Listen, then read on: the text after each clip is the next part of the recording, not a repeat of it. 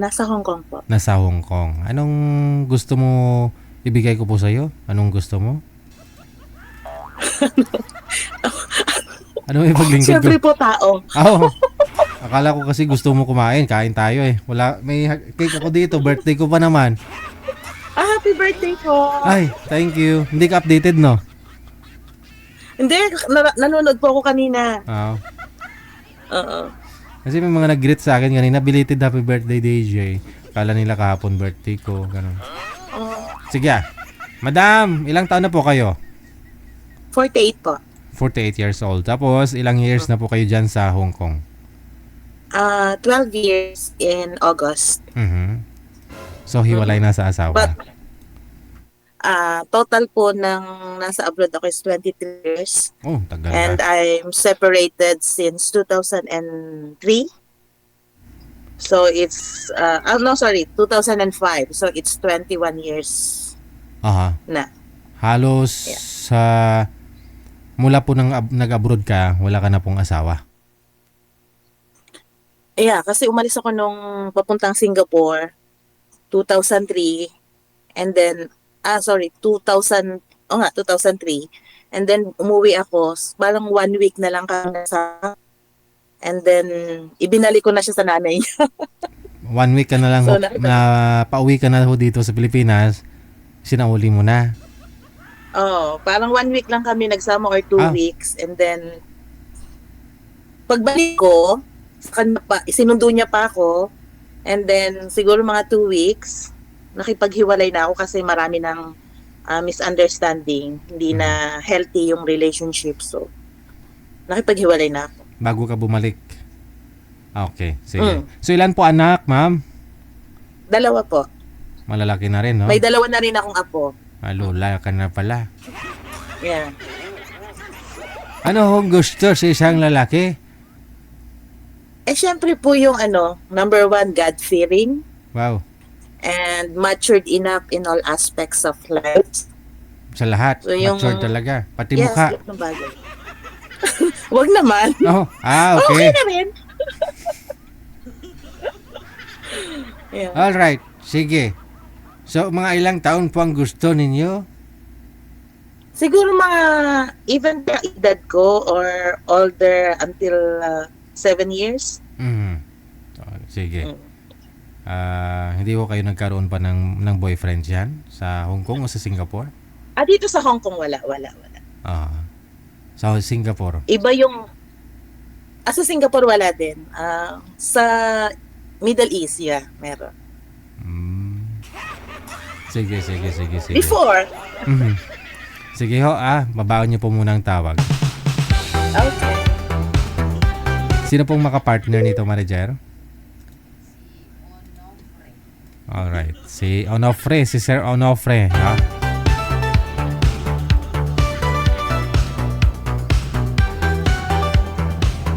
Matured enough ang gusto ni ma'am sa lahat ng aspect sa buhay. Pati sa mukha. Bigyan natin ng matured.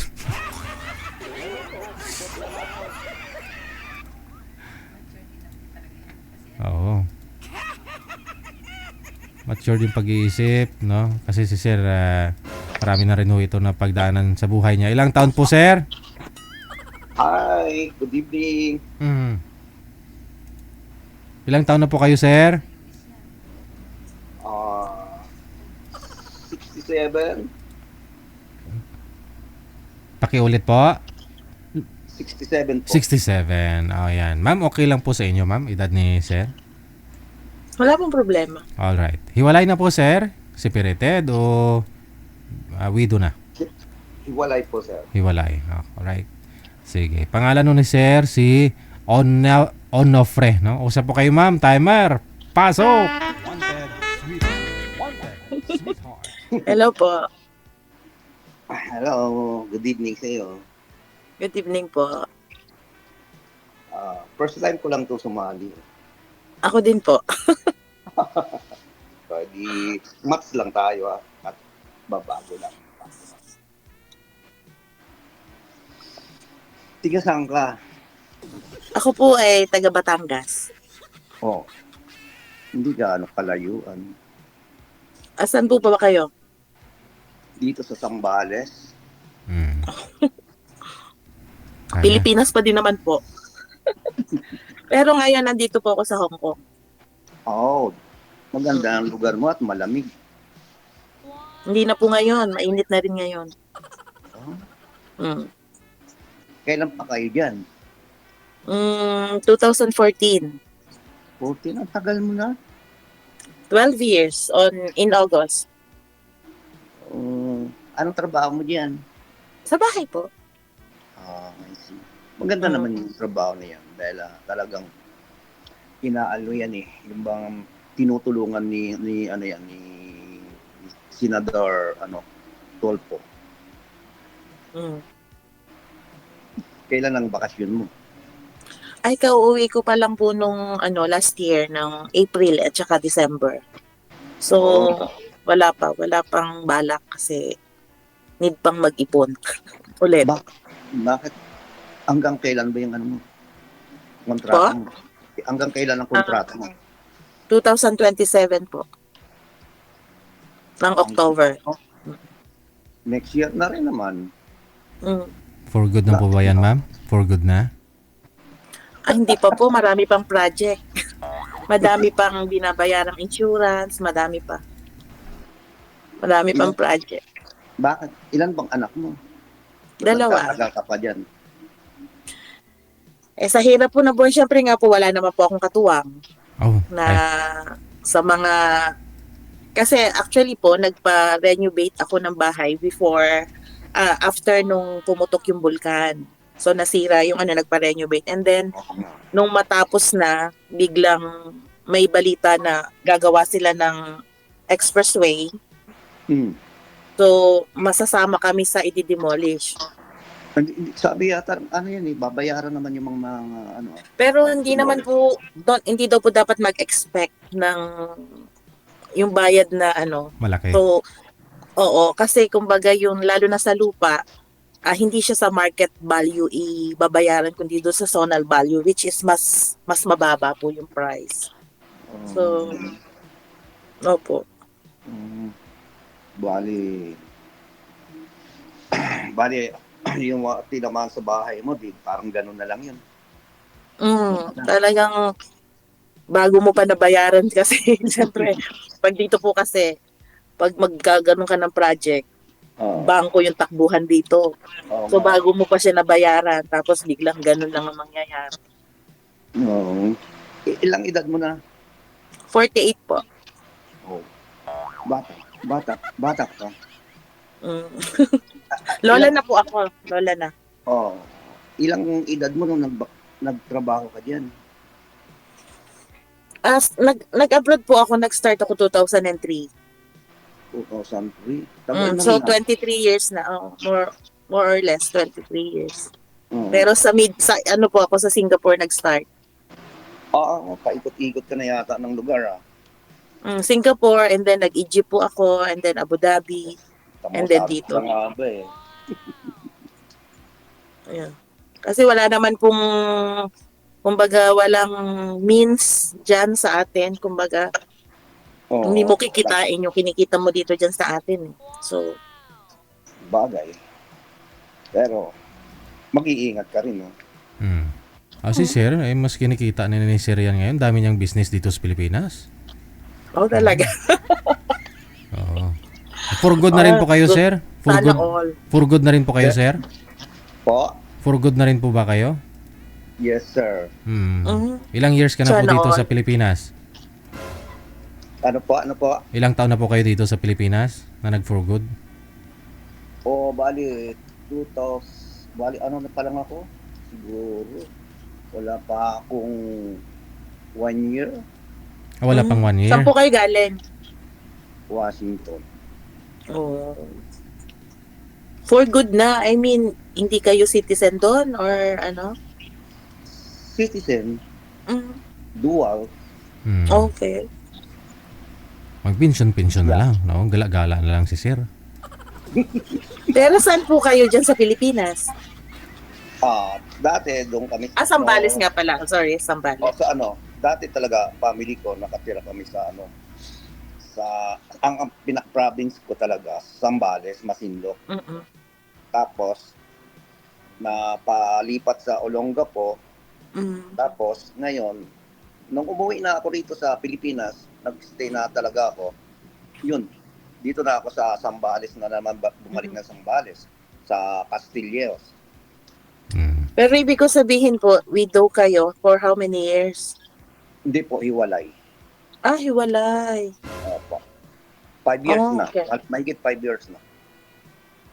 So, nasan po yung yung wife nyo? Nasa Washington. Filipino din? Oo. I mean, Pilipina. Filipino, Kasama, sorry. kasama ng mga anak ko. Oh, okay. Sila- 5 years, baka naman po, ano pa yan? Magkakaroon pa Nako. ng reconciliation. Wala na. Divorce na, sir? Na kami eh. May kasulatan na kami galing sa US talaga.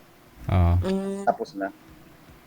Okay. So, bali ho kayo na lang ho nag-iisa dito sa Pilipinas. Mga anak nyo, doon din po sa asawa ninyo na iwan. Opo, nasa US na sila, sa Washington. Ang ginagawa ho ninyo, bakasyon-bakasyon na lang. Ilang months po kayo dito, ilang months po kayo doon. Siguro, mas matagal siguro dito na po. Mas matagal.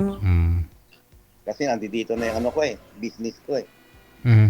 So, ano ginagawa nyo ho dyan, sir, para malibang, pa yung pagkakabalahan? Eto, nagtayo ako ng na tong patahian kasama ng kuya ko. Tapos, meron kaming mga tinatanggap na mga damit na ukay-ukay. Ito nga, baka kala nyo, pambabae nga to, pero sa ukay-ukay ito. Ginagawa namin na kapag yung mga alam namin na hindi mabibili, ginagawa na lang namin na basahan. Bilog-bilog, no? Opo. Yun na nga po. Kapag yung mga okay naman, yun, dinidisplay namin sa labas. Oo. So, compare po sa buhay dyan at saka doon sa US, alin po yung mas prepare nyo? Sa ngayon, kasi nararamdaman ko naman yan talaga. Totoo yan. Nararamdaman ko dahil nga, retired nga ako. Yun, mas maganda rin na rin dito. Kasi, siyempre, kahit po nahaharap tayo sa, sa crisis? Oo naman. Siyempre, matagal na rin ako na napatira doon eh. Kaya, susubukan ko ulit dito. Kumbaga may pension kasi kahit papaano, libangan lang ho na sir pinagkakabalahan niya. Sir. Libang-libang na lang. Kasi 2003 ako pumunta roon eh. So Tama-tama, ikaw rin, 2003 ka rin umalis. Mag-start ako. February 2003. Ako hindi ko na matandaan kung anong buwan yung umalis ako eh. Basta 2003. Kaya yun. Hanggang sa pinagsikapan ko talaga na mag-retire doon. Kasi alam ko talaga na darating ang panahon na galing naman talaga ako sa mahirap. Kaya yun, pinagtiisan ko yung mag-retire ako. Ang bali 23 years ang binuno ko doon. So ano po yung naging nyo doon, naging work, naging trabaho? Hindi naman ako talaga na nag-aral ng professional. Kaya yun, sa mababang level lang sa factory ng mga manok. Okay. Ano nga palang pangalan mo? Gemma po, Gemaline. Gemaline Casanova po. Pero nung magkaasawa is Andrade. Ilang years na kayong wala? Naghiwalay po kami ng February 2000 and 2005. So 21 years. Matagal-tagal na rin pala. Pero may na siya ngayon, may kinakasama na. May kinakasama na siya na taga Guam. Hindi kayo nagka-boyfriend nung wala na kayo? Nagkaroon naman po before. Nagkaroon din. Ilang taon din kayo nun kasama?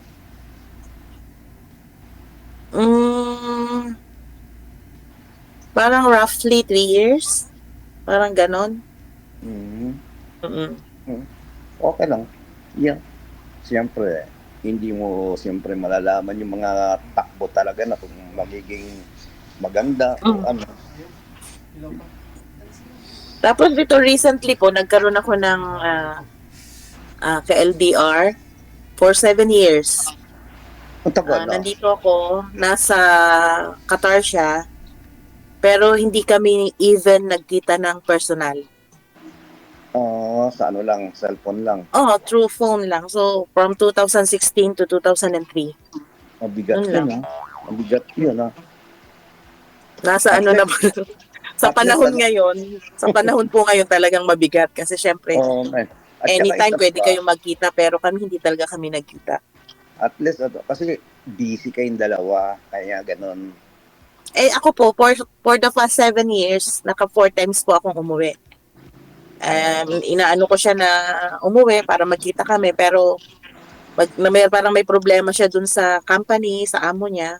So hindi siya pinapayagang umuwi. And then eventually, nung umuwi siya nung 2023, Hmm. kasi nung time na yun is, nung nagkakilala kami is hiwalay sila nung asawa niya. But then, nung umuwi siya noong 2023, doon siya umuwi sa bahay ng asawa niya, which is siya yung nagbabayad ng bahay. And, syempre, God. nandun na siya. Sabi ko, ayusin niyo na lang yung pagsasama niyo. So, nakipag-iwalay. Oo nga naman. Kesa naman yun, ano, Oo, masasaktan ka na naman. okay na yun. At least si, Oo. ano, mm. Kailan nga pala ang bakasyon mo yan? Ako, bakasyon yung pag-uwi mo talaga. Kasi po kauuwi ko lang ng December eh. Syempre, kailangan namang, ang isa pong bakasyon talagang dito ka lang naman nagtatrabaho and yung sahod hindi naman po ganun kalaki. So, kailangan mag-ipon ulit. Talagang kailangan mag-ipon. Kasi, ngayon po kasi naano ko ang project ko kasi ngayon is insurance. Yun yung binabayaran ko. And, Insurance ng ano? ano po, insurance ng mga anak ko, insurance ng apo ko. So, inaano ko po yung binabayaran ko and Maganda nga may yun. mga projects. Yeah. Yung may natapos ko naman na po yung ibang insurance, yung mga kabaong. Nako. Opo, yun po kasi talaga yung inaano ko. Kumbaga, piniprepare ko. Oh, Kasi para, doon din naman lahat. At least lahat kami meron na. para alamin mo na kung saan ka pupunta. Ha? Kahit po yung ex-husband ko, kahit ex ko na siya, kinuhanan ko pa rin siya. Wow, ang bait mo naman. Hindi, Kuhanan mo syempre na- kasi kuhanan iniisip mo ko na rin po, ako. kasi, hayaan niyo po, 4 naman po yung nasa pangalan ko eh. Mamaya mapadali ako yan. Hindi po, sa kasabihan lang po yun. Matagal ko nang natapos po yung mga ano na yun, buhay pa rin naman. Oo, sa bagay, maganda nga yan na ano, talagang pinaghahandaan. Ayun, mga St. Peter, ganon. Opo, St. Peter po, yung bali, siyam na yung nakuha ko. O di magkano isa niyan kasi ngayon parang 900 ay 850 Oh, no? 1,100 na po yung pinakamababa.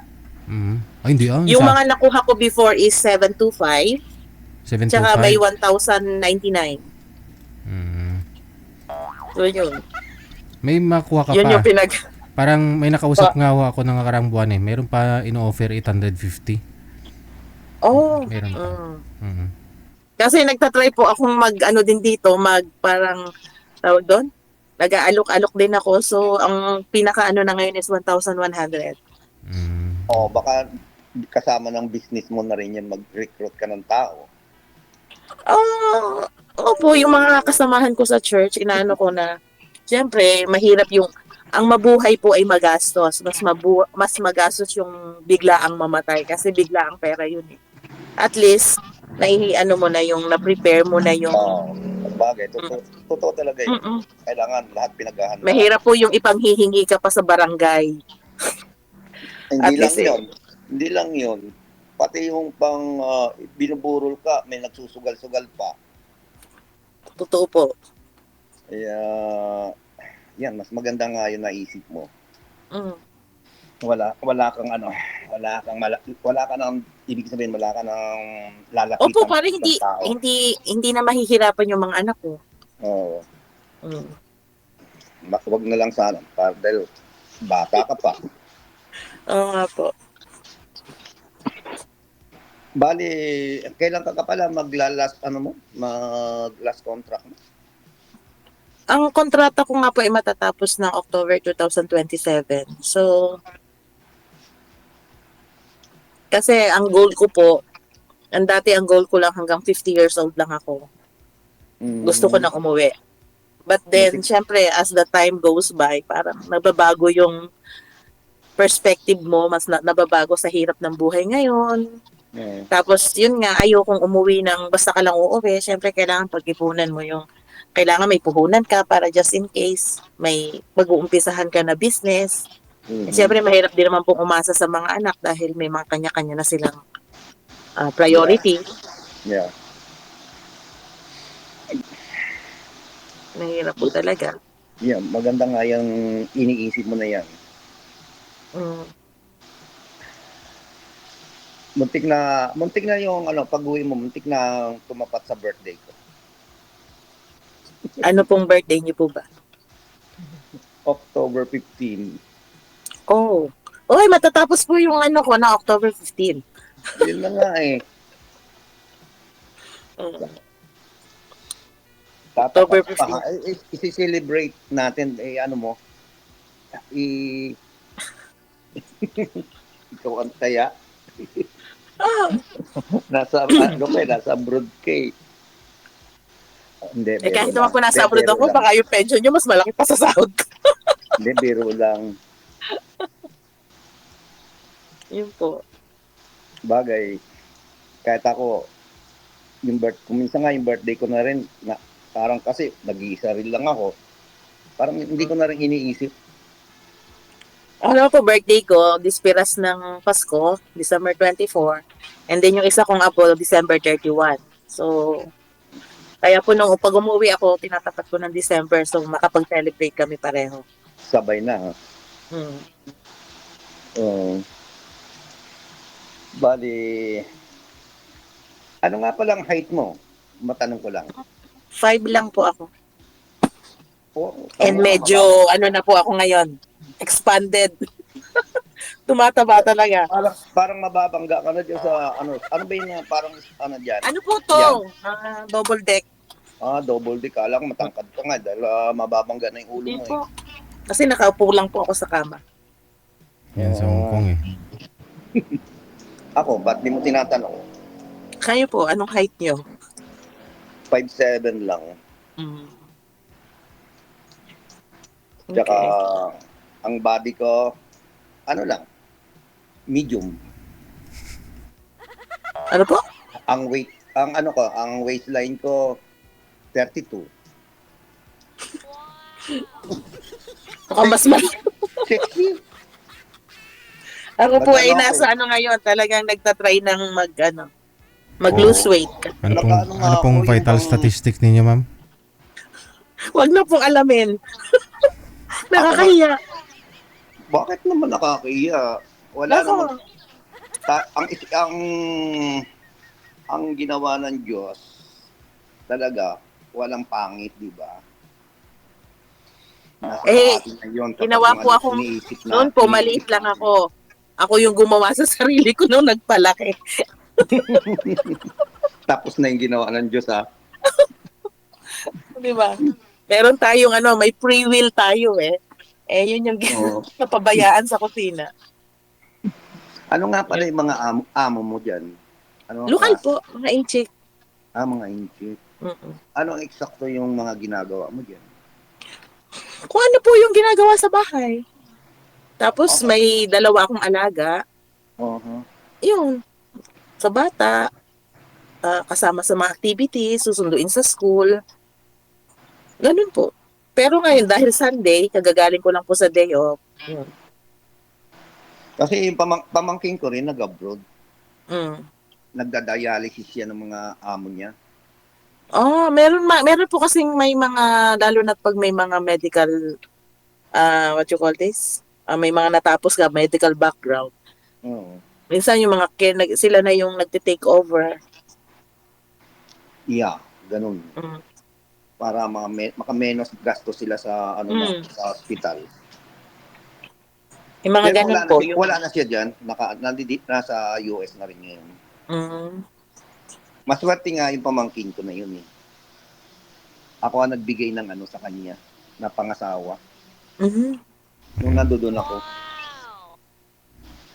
Kaya sabi ko sa kanya, pag nagkatuluyan na kayo, may regalo ako sabi ko sa kanya.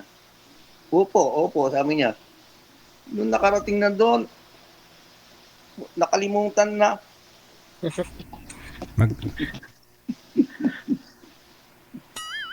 Kung magkatuluyan, Pero okay lang yan. makatuloy makapunta sa US, sir, ganon? Oo. Ah, Ngayon, naka na siya. Yun nga, caregiver din na naging trabaho niya doon. Ngayon, yan nagkatuluyan ang na sila buhay. ng niyan. Yun po yung Pero kayo po ilan po yung anak nyo? 4. May mga asawa na. Yung bunso lang ang wala. Bale, 2 lalaki, 2 babae. Sige. So, ito na po ha. Kapos na rin po tayo sa oras. Maraming salamat sa inyo. Connected na po kayo dito. Tuloy-tuloy lang ang usapan. Maraming salamat po. Di po. Oras natin 10:01 na. Oras sa Pilipinas.